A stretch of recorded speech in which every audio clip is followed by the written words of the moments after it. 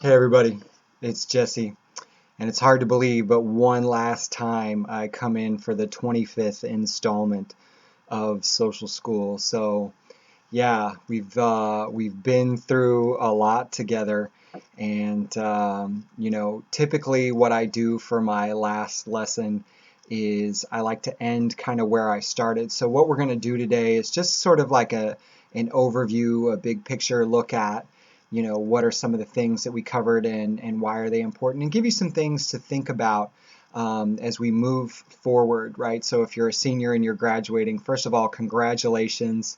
I know you've worked hard. I know it hasn't been easy, but really, I hope you pat yourself on the back and can look forward to maybe a new life and some new opportunities. So, what I like to do, like I said, is kind of end with an overview or a review of the material that we've covered so far. And believe it or not, in 25 lessons, basically, I covered 5 units. Spent a lot of time talking about, self-awareness, understanding who you are as a person, self-management, dealing with stress and setting goals and those kind of things. Then we got into, dealing with other people, social awareness, understanding the feelings of others, empathy, stuff like that. Spent a lot of time talking about social skills and social management. And then just the last kind of wrap up video on decision making. And so as I get into this, just again, just some things to think about as we move forward. What do we do with this information? How do we make it work for us in the workplace? How do we make it work for us in life? And really just kind of in general, what is it all about? So what I do for a living is I'm a teacher by trade, but in my business, in my schools, what I do is I teach social emotional learning. And it's not a class that you get in a lot of different places, but I think it's absolutely essential for those of us who are either working now or hope to be working soon to have a good amount of social emotional learning. And what it says here is that social emotional learning is a process through which people develop emotional and social skills to handle themselves, their relationships, their tasks effectively and ethically. And basically what this comes down to is kind of two pieces. So on the one hand, how do you deal with difficult feelings, right? Can you manage that stress? Maybe it's anxiety or depression, sadness, whatever it is. How do you manage those difficult feelings in an effort to get what you want out of life? And then the other part of this is building good relationships. And I'm talking here about, with your coworkers, with your future bosses, and even in the long run, way down the line, your husbands, wives, children, all of the relationships in our lives. And, for a lot of people, we think about this as two sort of separate things, but really they very much go together because when you're having difficult feelings, and not dealing with it very well, then it is very hard to have good relationships. And if you don't have good relationships in your life, then it is also hard to be happy and to have, the good kind of positive feelings. And so these two things kind of go together and they all just sort of fit under the umbrella of social emotional learning. If I've actually met you in class, I may have shared with you guys the fact that my wife is a reading specialist in an elementary school. So she teaches reading, and I teach this thing called social emotional learning. And sometimes we will, have this argument back and forth, like what's more important in life, being able to read or being able to get along with people?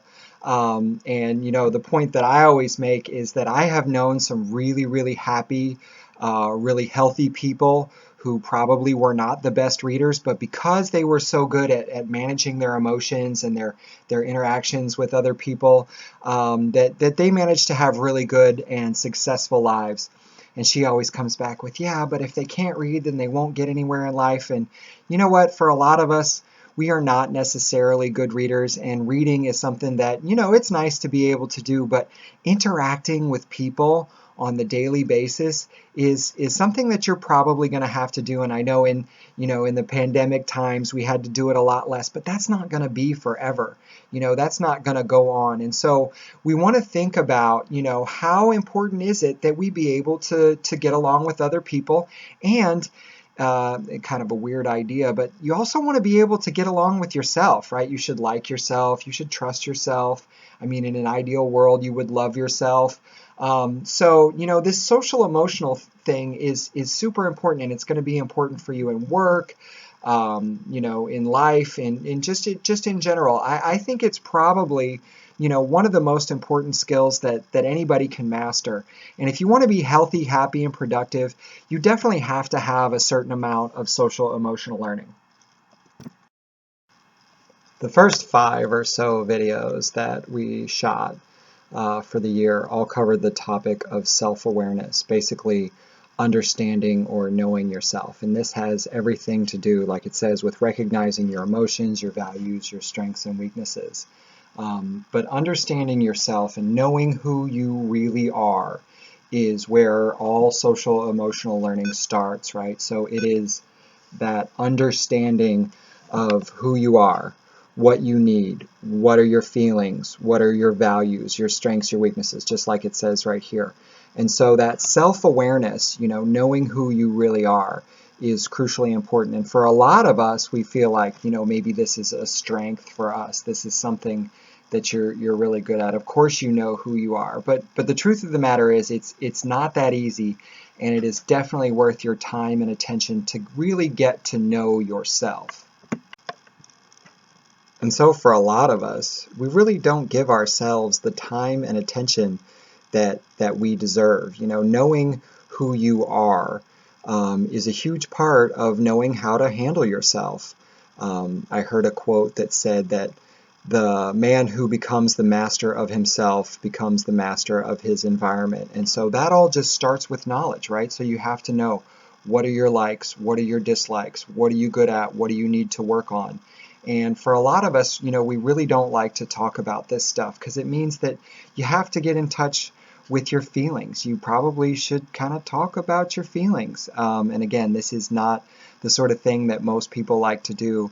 But in order to really become the master of yourself, you have to know what you're working with. It's just like any project that's out there. The first step is really knowing what it is that you're working with. And so this first unit, like I said, covers, what is it that you need to be healthy, happy, and productive in your life? Why do you have the feelings that you have? What are your values? What's important to you? Where did you get those ideas? Where did that come from? And then it wraps up with, strengths and weaknesses. So what are you good at? What do you need to work on? And in the workplace, all of these things are extremely important. You need to think about, what is it that I need to be successful at work? What are my triggers? What's going to cause this feeling or that feeling? And knowing what's important to you, because one day, hopefully, you're going to get to decide what kind of job you have. And so you have to know yourself in order to make that decision. And so self-awareness, that first unit, is not everybody's favorite, but it's definitely where we have to start. The second unit that we covered, and this was basically like late October, November, December, was self-management. And the idea here is that probably the most important relationship that you will ever have in your life is with yourself, right? So boyfriends, girlfriends come and go, bosses, different people in your life come and go, but the one consistent person who's always going to be there for you, or should be there for you, is yourself. So you should like yourself, you should trust yourself. In an ideal world, you would love yourself. And that's what self-management is really about. And so we covered, managing stress, triggers, cues, reducers. We talked about cognitive distortions, or those, little voices in your head that, either help or hurt you to manage your stress. And then in early January, just to wrap it up, we talked about goal setting and achieving your goals in life. Self-management typically is the longest unit that I teach. And the reason for that is that, again, having a good relationship with yourself is probably the most important relationship that you'll ever have. And for most people, is one of the most difficult relationships that you'll ever have. How do we stay motivated? How do we manage our stress? How do we, decide on strategies for solving problems? And all of this requires us to take the information that we learned from the first unit, self-awareness, and we take it and we put it into practice. So again, we talk about stress management, triggers, what sets you off, cues, how do you know when you're triggered? And then finally, reducers. We came up with some good strategies for dealing with that stress. And in all of this, we find out, that we can be our very own best friend or our worst enemy. And a lot of that has to do with our thinking, what's going on inside of your head.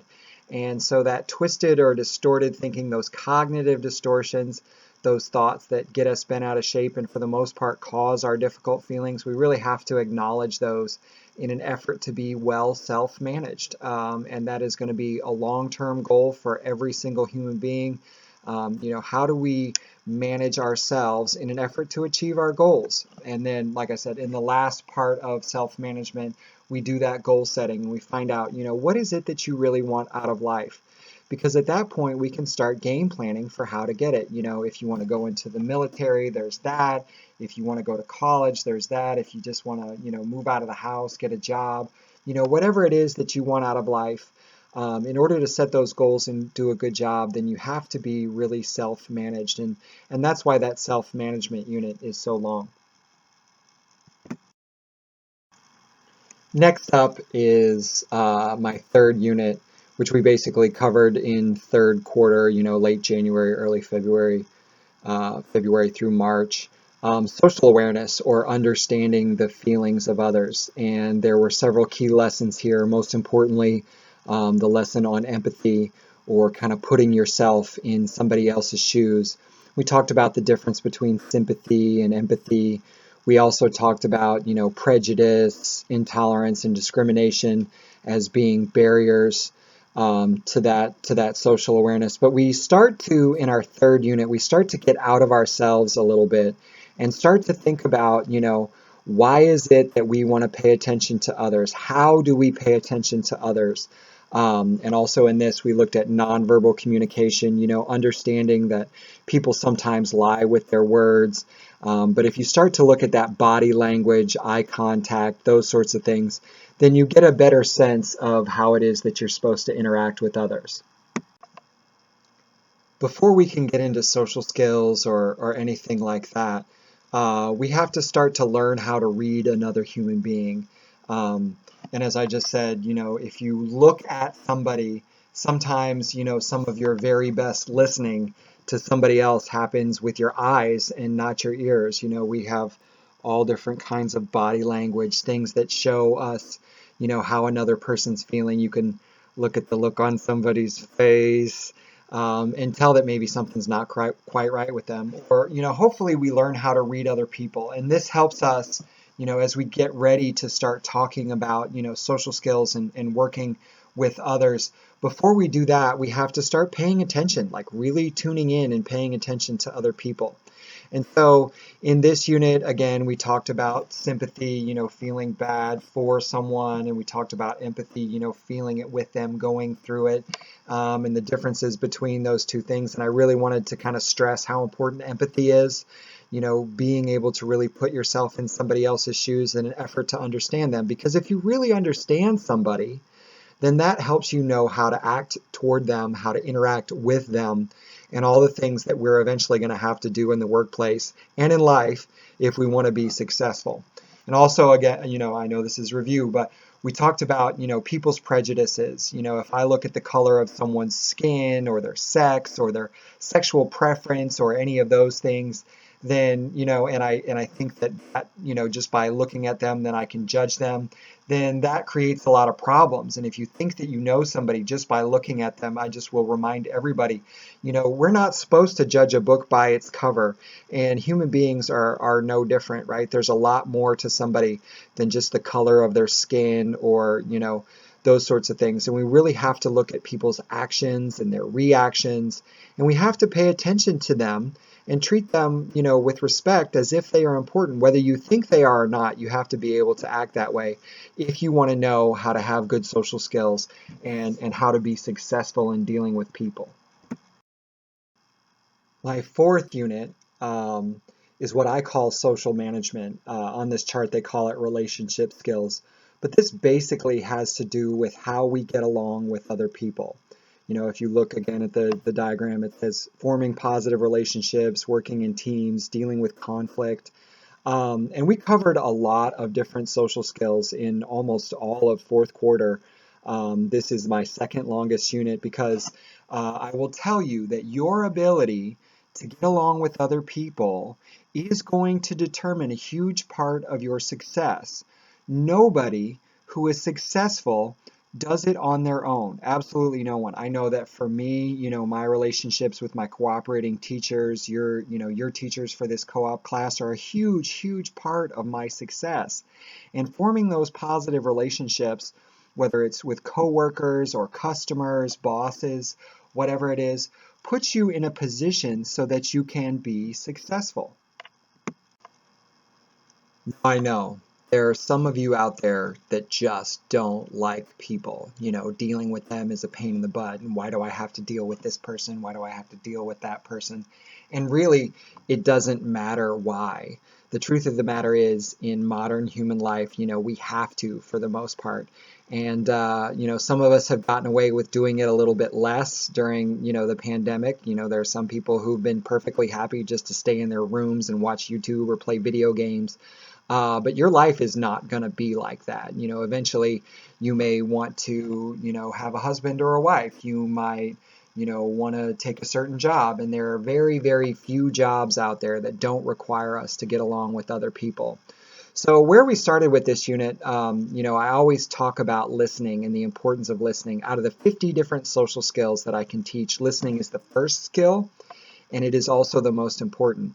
Unfortunately, listening to people, and especially when they're acting ignorant or just acting like people in general, listening is not always easy, but it's a super important skill. And that was probably out of the 25, one of the very most important videos, because in my life, the people that I know that are good listeners typically are very successful, right? So if you can manage that skill, if you can handle that, then the other ones kind of, fall into place. But it is definitely the most important social skill. And we covered other things like asking for help and following directions and eventually, dealing with somebody else's anger and some of the, what some people think of as the harder ones. But it all starts with your ability and your willingness to listen to another person, just to, treat them with respect and as if you care, whether you do care or not. And I'm going to keep saying this, whether you do care or not, it is vitally important that you be able to act like you do. And having those social skills is the key to being successful, dealing with conflict. How do you handle an argument without getting bent out of shape or getting in trouble? Or on the other side, how do you deal with people who are mean or bully you? And how do you do that and stand up for yourself and do it the right way? And that set us up for, the last few videos, being assertive and decision making and all of this stuff. But I will tell you, our first 3 units were basically setting ourselves up for this. How do we get along with other people? So we start with ourselves and our relationship with ourselves, but there's only one of us. And when you think about all the people in the world, the 7 point however many billion people on this earth, you're going to have to deal with those people. And so having those skills and having social skills, I think really is probably one of the most important skills that anybody can have, no matter what kind of engineer you are, no matter how good you are at your job, even the great athletes, the rappers, all those jobs that people want to have, those people have to get along with other people. So, relationship skills, social management is vitally important to your life success. My last unit, the 5th unit that I talk about, is decision making. And on this chart, it says responsible decision making. And I probably honestly didn't give this topic the time or attention that it deserves, but we ran out of time, so I'm not going to kick myself too hard over it. But in decision making, we put all of the other units together, right? So we talk about self-awareness, self-management, social awareness, relationship skills, getting along with ourselves and getting along with others. And we put all of that information together to make better choices. Because again, as we go through life, you're going to make lots of choices. Where do you want to go to school? What do you want to do when you graduate? Who are you going to live with? How are you going to afford it? All of these choices. And so in an effort to make better choices, we really want to think about, you know, all of the aspects of social emotional learning. And again, that's what I do for a living. And as we look back at, the previous 24 videos, there's a lot of material out there. Believe it or not, I've shot almost 7 hours worth of video here, which tells me that, this is pretty important stuff. And so, as we look at this whole big thing, there's a lot of information here, but it is definitely worth our time and attention to look at it. And so as I start to wrap this whole thing up, just want to talk a little bit to my seniors who are graduating. Again, I know I started the video with this, but congratulations. You've worked really hard, and I hope that all of you, have really wonderful, great lives, that you can be healthy, happy, productive in whatever it is that you decide to do. But the other thing that I want to encourage you to do, and for those of you who have never seen me except on a video, you're probably not going to be super interested in this. But I just want to talk about myself for a minute. So just do want to share with you, oh wait a minute, here, let me do this right. The reason why I'm here is because I run a business, and the name of my business is Social School. What I do is I teach social emotional learning. But one of the joys of my life is to be able to help young people and adults to do whatever it is that they want to in life. And so what I would ask of you as a favor is, down the road sometime, if you ever want to, I would love it, love it, love it. Whether I met you or not, I would love for you to reach out and tell me, how things are going. Just check in and say, hey, guess what, Jesse, I got this job, or, I could, really use some help with this or whatever. But I will tell you, what I love doing more than anything is being helpful. And so if you ever need anything, and I mean that literally, I'm not going to like loan you $1,000 or whatever, but I would love to be able to help you, whether it's passing a test, get a certification, find a place to live, any of those things. I would just really, really appreciate it if you guys would reach out, talk to me, maybe shoot me a text message or an email. I'll leave my contact information at the end of this video like I always do. But I really look forward to hearing from some of you in the future. I will tell you that over the course, this is my 7th year of doing this specific job, but I've heard from people, like from 5 years ago, and they, maybe they need some help, or maybe they just want somebody to talk to, that's not involved in their stuff. And I'm always, always super happy to do that. It has been an honor and a privilege to be able to, be a part of some of your lives. And again, I just wish you the very best. And so with that, I'm going to log off one very last time and just say, you know what? Peace.